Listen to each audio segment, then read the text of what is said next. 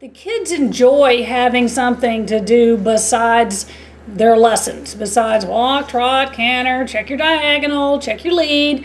You know, they enjoy doing different things with horses. And it's a lot of fun because it teaches the kids valuable lessons about horsemanship while they're having fun and they don't even know they're learning.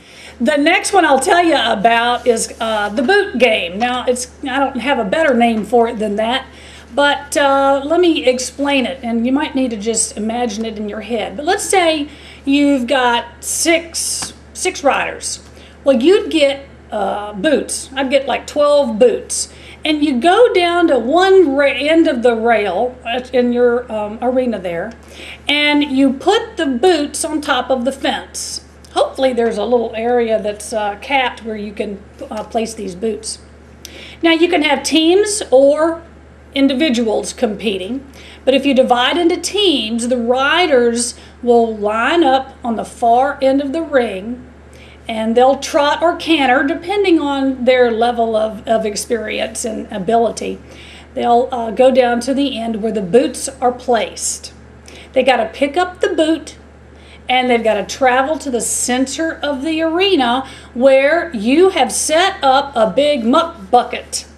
And for those of you who don't know what a muck bucket is, you ought to become familiar with it. It's a big plastic bucket that you would use to pick out a horse's stall. So you got the bucket in the center of the arena, and the kid has got to drop the boot into the bucket and then continue to the end of the ring where they started.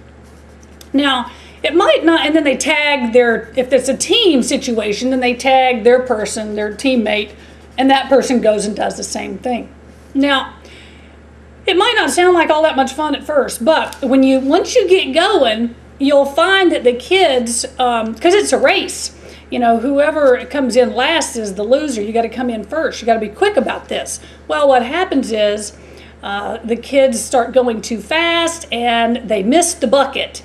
And if they miss the bucket, they've got to get off. They got to get the boot. They got to get back on the horse and then put the boot back in the bucket.